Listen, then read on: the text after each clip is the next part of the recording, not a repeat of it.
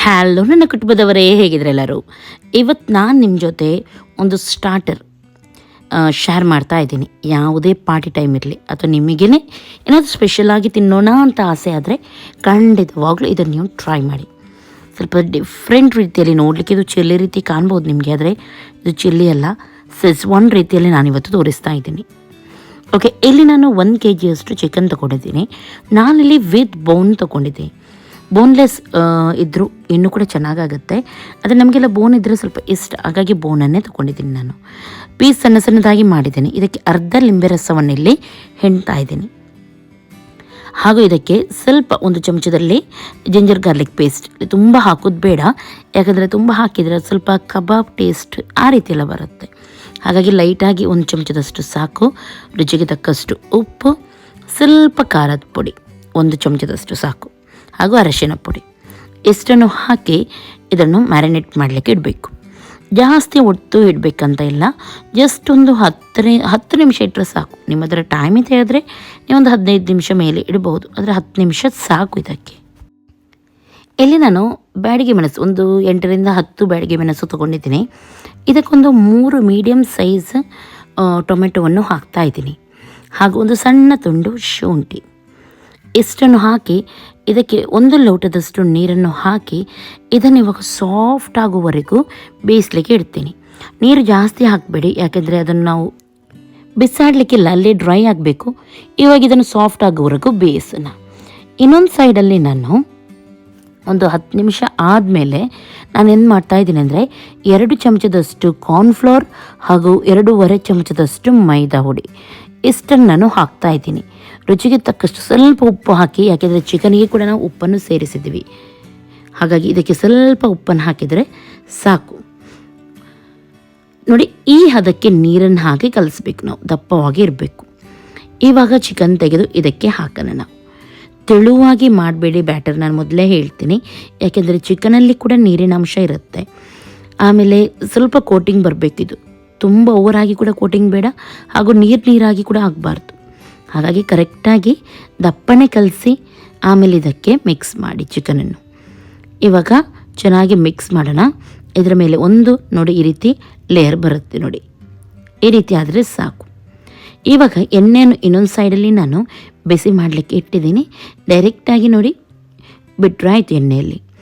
ಎಣ್ಣೆ ಜೋರಾಗಿ ಬಿಸಿಯಾಗಿರಬೇಕು, ಹಾಗೆ ಇದನ್ನು ಒಂದೊಂದಾಗಿ ಬಿಡ್ತಾ ಹೋಗಿ.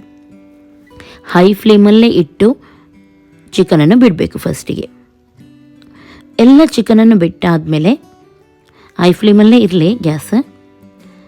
1 ನಿಮಿಷ ಆದಮೇಲೆ ನೀವು ಬೇಕಿದ್ರೆ ಮೀಡಿಯಮ್ ಫ್ಲೇಮಿಗೆ ಇಟ್ಟು ಇದನ್ನು ಫ್ರೈ ಮಾಡ್ಬೋದು, ಆದರೆ ಹೈ ಫ್ಲೇಮಲ್ಲಿ ಇದ್ದರೆ ಚೆನ್ನಾಗಾಗುತ್ತೆ, ಸ್ವಲ್ಪ ಹೊರಗಡೆಯಿಂದ ರೋಸ್ಟಾಗಿ ಬರುತ್ತೆ. ಓಕೆ, ಇವಾಗ 1 ನಿಮಿಷ ಆದಮೇಲೆ ಗ್ಯಾಸನ್ನು ಮೀಡಿಯಮ್ ಫ್ಲೇಮಲ್ಲಿಟ್ಟು ಇದನ್ನು ಟರ್ನ್ ಮಾಡಿ ನಾನು ಹಾಕಿದ್ದೀನಿ. ಇದರಿಂದ ಏನಾಗುತ್ತೆ ಗೊತ್ತುಂಟ, ಹೊರಗಡೆಯ ಕವರ್ ಉಂಟು ನೋಡಿ, ಅದು ಚೆನ್ನಾಗಿ ಕ್ರಿಸ್ಪಿಯಾಗಿ ರೋಸ್ಟ್ ಆಗುತ್ತೆ, ಆದರೆ ಒಳಗಡೆ ಚಿಕನ್ ಇರುತ್ತೆ ನೋಡಿ, ಅದು ಜ್ಯೂಸಿಯಾಗಿ ಹಾಗೆಯೇ ಉಳಿಯುತ್ತೆ. ಓಕೆ, ಚೆನ್ನಾಗಿ ಇದನ್ನು ಇವಾಗ ಕಬಾಬೆಲ್ಲ ನಾವು ಯಾವ ರೀತಿ ಫ್ರೈ ಮಾಡ್ತೀವಿ ಅದೇ ರೀತಿ ಫ್ರೈ ಮಾಡೋಣ. ಇನ್ನೊಂದು ಸೈಡಲ್ಲಿ ನೋಡಿ ಇದು ಚೆನ್ನಾಗಿ ಬೆಂದಿದೆ. ಇದನ್ನು ತಣ್ಣಗೆ ಆದಮೇಲೆ ಮಿಕ್ಸಿ ಜಾರಿಗೆ ಹಾಕೋಣ. ಓಕೆ, ಇಲ್ಲಿ ನೋಡಿ ಇವಾಗ ಚೆನ್ನಾಗಿ ರೋಸ್ಟ್ ಆಗಿದೆ, ಹೊರಗಡೆ ಕವರ್ ಕರಕರ ಅಂತೇಳಿ ಕ್ರಿಸ್ಪಿಯಾಗಿ ಫ್ರೈ ಆಗಿದೆ. ಸ್ಟಾರ್ಟರ್ ಹೇಳುವಾಗ ಆವಾಗಲೇ ನಾವು ಮಾಡಿ ಕೊಡೋದು, ಹಾಗಾಗಿ ಹೊರಗಡೆ ಕವರ್ ಸ್ವಲ್ಪ ಕ್ರಿಸ್ಪಿಯಾಗಿದ್ದರೆ ಚೆನ್ನಾಗಾಗುತ್ತೆ ಸ್ಟಾರ್ಟರ್ ತಿನ್ನಲಿಕ್ಕೆ. ಕಾರ್ನ್ಫ್ಲೋರ್ ಎಲ್ಲ ಹಾಕಿದ್ರಿಂದ ಕ್ರಿಸ್ಪಿಯಾಗಿ ಬರುತ್ತೆ ಇದು. ಓಕೆ, ಇದೇ ರೀತಿ ಎಲ್ಲವನ್ನು ಕೂಡ ಇವಾಗ ನಾವು ಫ್ರೈ ಮಾಡಿ ತೆಗಿಬೇಕು. ಒಮ್ಮೆ ಎಣ್ಣೆಯಿಂದ ತೆಗೆದ ಮೇಲೆ ಚಿಕನ್ ತಕ್ಷಣವೇ ಎಣ್ಣೆಗೆ ಹಾಕಬಾರ್ದು, ಎಣ್ಣೆ ಸ್ವಲ್ಪ ಬಿಸಿ ಆಗಲಿಕ್ಕೆ ಬಿಡಬೇಕು, ಆಮೇಲೆ ಹಾಕಬೇಕು. ಇವಾಗ ಇದು ತಣ್ಣಗಾಗಿದೆ, ಇದನ್ನು ಮಿಕ್ಸಿ ಜಾರಿಗೆ ಹಾಕಿ ನಾವು ಗ್ರೈಂಡ್ ಮಾಡೋಣ. ಇನ್ನೊಂದು ಸೈಡಲ್ಲಿ ಚಿಕನ್ ಕೂಡ ಎಲ್ಲವೂ ಫ್ರೈ ಆಗಿ ರೆಡಿಯಾಗಿದೆ. ಒಂದು ಫ್ರೈಯಿಂಗ್ ಪ್ಯಾನ್ ತೊಗೊಳ್ಳಿ, ಅದರಲ್ಲಿ ಅದೇ ಬಿಸಿ ಬಿಸಿ ಎಣ್ಣೆಯನ್ನು ನಾನು 2 ಚಮಚದಷ್ಟು ಹಾಕ್ತಾ ಇದ್ದೀನಿ. ಸಣ್ಣ ಸಣ್ಣದಾಗಿ ಹೆಚ್ಚಿದ ಬೆಳ್ಳುಳ್ಳಿಯನ್ನು ಹಾಕೋಣ. ಚೆನ್ನಾಗಿದ್ದನ್ನು ಸ್ವಲ್ಪ ಕೆಂಪಾಗುವವರೆಗೂ ಫ್ರೈ ಮಾಡಿ, ಓವರ್ ಕೆಂಪಾಗಬಾರ್ದು, ಸ್ವಲ್ಪ ಫ್ರೈ ಆಗಬೇಕಿದು. ಓಕೆ, ಇದು ಸ್ವಲ್ಪ ಫ್ರೈ ಆಗಿದ್ದೆ. ಇದಕ್ಕೆ ಉಂಟಲ್ಲ ನಾವು ಸಣ್ಣ ಸಣ್ಣದಾಗಿ ಹೆಚ್ಚಿದ ಹಸಿಮೆಣಸನ್ನು ಕೂಡ ಹಾಕಲಿಕ್ಕೆ ಉಂಟು.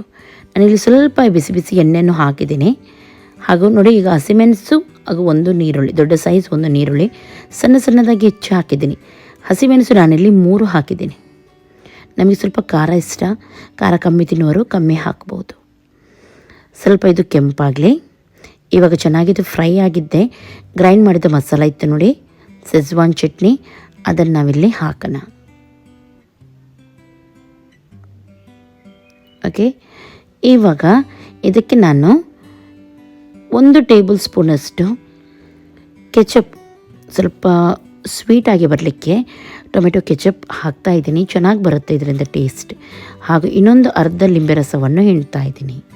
ಲಿಂಬೆ ರಸ ಬದಲು ವೆನಿಗರ್ ಕೂಡ ನೀವಿಲ್ಲಿ ಹಾಕ್ಬೋದು. 1 ಚಮಚದಷ್ಟು ಸೋಯಾ ಸಾಸ್ ಆ್ಯಡ್ ಮಾಡಿದ್ದೀನಿ. ಇದರಿಂದ ಇನ್ನೂ ಕೂಡ ಒಳ್ಳೆ ಟೇಸ್ಟ್ ಬರುತ್ತೆ. 1/4 ಸ್ಪೂನಷ್ಟು ಸಕ್ಕರೆಯನ್ನು ಹಾಕಿದ್ದೀನಿ. ಓಕೆ, ಚೆನ್ನಾಗಿ ಇದನ್ನು ಮಿಕ್ಸ್ ಮಾಡಿ. ಸ್ಟಾರ್ಟರ್ ಎಂದ ಮೇಲೆ ಸ್ವಲ್ಪ ಉಪ್ಪು, ಹುಳಿ, ಖಾರ, ಸಿಹಿ ಈ ರೀತಿ ಇರಬೇಕು, ಚೆನ್ನಾಗಾಗುತ್ತೆ. ಓಕೆ, ಒಳ್ಳೆ ರೀತಿ ಇದನ್ನು 1 ರಿಂದ 2 ನಿಮಿಷ ಫ್ರೈ ಮಾಡೋಣ. ಇವಾಗ ಸಾಸ್ ನೋಡಿ ಚೆನ್ನಾಗಿ ಕುದೀತಾ ಉಂಟು, ಎಣ್ಣೆ ಎಲ್ಲ ಮೇಲೆ ಬಂದಿದೆ ನೋಡ್ಬೋದು ನೀವು. ಈ ಟೈಮಲ್ಲಿ ಇದಕ್ಕೆ ಸ್ವಲ್ಪ ಉಪ್ಪನ್ನು ಸೇರಿಸೋಣ.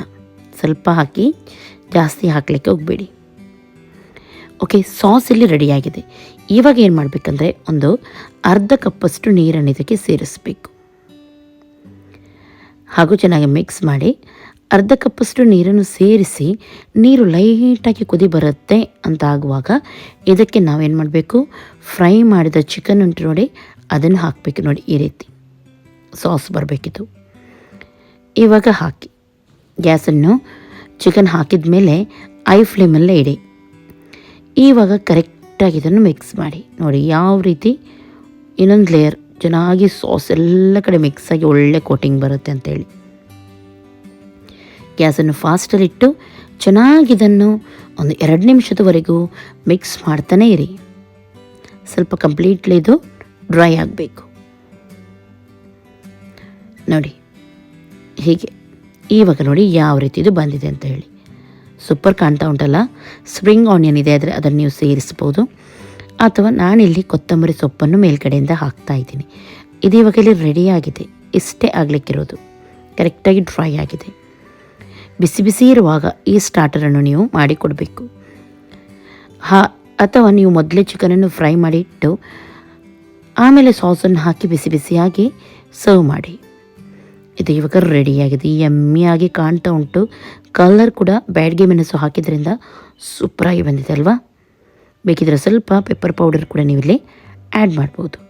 ಇವತ್ತಿನ ಈ ರೆಸಿಪಿ ನಿಮಗೆ ಇಷ್ಟ ಆಗಿರ್ಬೋದು ಅಂತ ಎನಿಸ್ತೀನಿ. ಇಷ್ಟ ಆದರೆ ಒಂದು ಲೈಕ್ ಮಾಡೋದು ಮಾತ್ರ ಅಲ್ಲ, ಇದನ್ನು ಟ್ರೈ ಮಾಡಿ ಹೇಗಾಗಿದೆ ಅಂತ ಕೂಡ ಹೇಳಬೇಕು. ಓಕೆ, ಇನ್ನು ನಾಳೆ ಸಿಗ್ತೀನಿ ಒಳ್ಳೆ ರೆಸಿಪಿಯೊಂದಿಗೆ. ಎಲ್ಲರಿಗೂ ಟೇಕ್ ಕೇರ್. ಬಾಯ್ ಬಾಯ್.